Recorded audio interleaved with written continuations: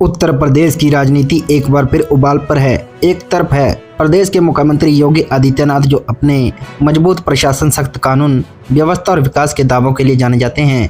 दूसरी तरफ आजाद समाजी के पार्टी के नेता और सांसद चंद्रशेखर आजाद जो लगातार सरकार पर दलितों, गरीबों और कमजोर वर्गों के साथ अन्याय का आरोप लगाते रहते हैं। इन दोनों नेताओं के बीच का यह टकराव केवल राजनीतिक नहीं बल्कि सामाजिक और वैचारिक संघर्ष का रूप ले चुका है। योगी आदित्यनाथ जब सत्ता में आए थे तब उन्होंने प्रदेश को गुंडा राज से मुक्त करने का वादा किया था। उन्होंने पुलिस और प्रशासन को खुली छूट दी कि अपराध पर सख्ती से कार्रवाई की जाए। एनकाउंटर, बुलडोजर कार्रवाई और त्वरित गिरफ्तारी जैसे कदमों से उन्होंने अपनी एक अलग पहचान बनाई। सरकार का दावा है कि इससे प्रदेश में कानून व्यवस्था मजबूत हुई और विदेश का माहौल बना। योगी सरकार बार बार कहती है कि पहले जहां माफिया खुलेआम घूमते थे, आज वे जेल में या प्रदेश छोड़ चुके हैं। वहीं दूसरी ओर चंद्रशेखर आजाद का कहना है कि यह शक्ति अक्सर गरीबों, दलितों और कमजोर तबकों पर दिखाई देती है। उनका आरोप है कि बुलडोजर और पुलिस की कार्रवाई में कई बार निर्दोष लोगों को निशाना बनाया जाता है और सरकार सामाजिक न्याय की बजाय सत्ता के प्रदर्शन में लगी हुई है। चंद्रशेखर आजाद खुद जमीनी राजनीति से निकले नेता हैं और सहारनपुर के आंदोलन से पहचान बनाने के बाद दलित युवाओं की एक बड़ी आवाज़ बन चुके हैं। हाल के दिनों में जब चंद्रशेखर आजाद किसी घटना के पीड़ित परिवार से मिलने जा रहे थे और उन्हें पुलिस ने रोक दिया तो उन्होंने इस लोकतंत्र का गला घोटा बताया। उन्होंने कहा कि एक सांसद को रोका जाना दिखाता है कि सरकार आलोचना से डरती है। इस बयान के बाद योगी सरकार के समर्थकों ने पलटवार करते हुए कहा कि कानून व्यवस्था बनाए रखने के लिए कुछ प्रतिबंध जरूरी होते हैं और इसे राजनीति का मुद्दा बनाना चाहिए।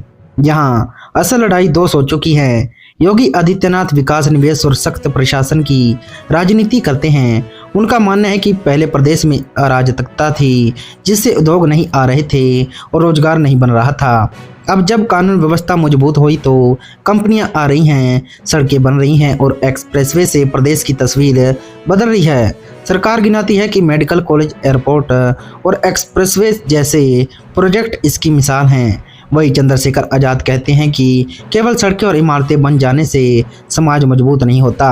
उनका कहना है कि जब तक गरीब, दलित और पिछड़े वर्ग को न्याय और सम्मान नहीं मिलेगा तब तक विकास अधूरा रहेगा। वे बार बार सवाल उठाते हैं कि बुलडोजर की कार्रवाई में अक्सर उन्हीं के घरों को क्यों तोड़ते हैं जिनके पास लड़के की ताकत नहीं होती। इस टकराव में जनता भी दो हिस्सों में बंटी दिखती है। एक वर्ग ऐसा है जो योगी सरकार को मजबूत नेता मानता है और कहता है कि पहली बार अपराधियों में डर पैदा हुआ है। लोग कहते हैं कि पहले थानों में उनकी कोई सुनवाई नहीं होती थी, आज पुलिस कार्रवाई करती है। वहीं दूसरा वर्ग ऐसा है जो कहता है कि डर अपराधियों के साथ साथ आम लोगों में भी बैठ गया है और कहीं भी कार्रवाई हो सकती है। राजनीतिक दृष्टि से देखा जाए तो चंद्रशेखर आजाद लगातार अपनी जगह मजबूत करने की कोशिश कर रहे हैं।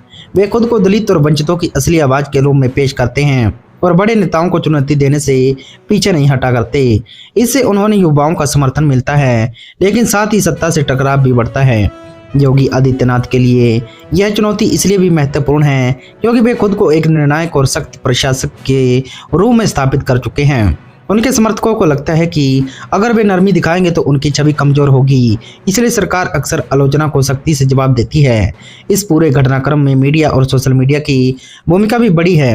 हर बयान, हर गिरफ्तारी और हर ट्वीट राजनीति और गर्म कर देता है। दोनों पक्ष अपने समर्थकों को यह दिखाने की कोशिश करते हैं कि वही सही है और दूसरा गलत। इस मुद्दे पर कम आरोप ज़्यादा होते हैं। असल सवाल यह है कि इस टकराव का फायदा किसे मिल रहा है? क्या इससे प्रदेश के गरीब को न्याय मिल रहा है? क्या इससे रोजगार बढ़ रहा है?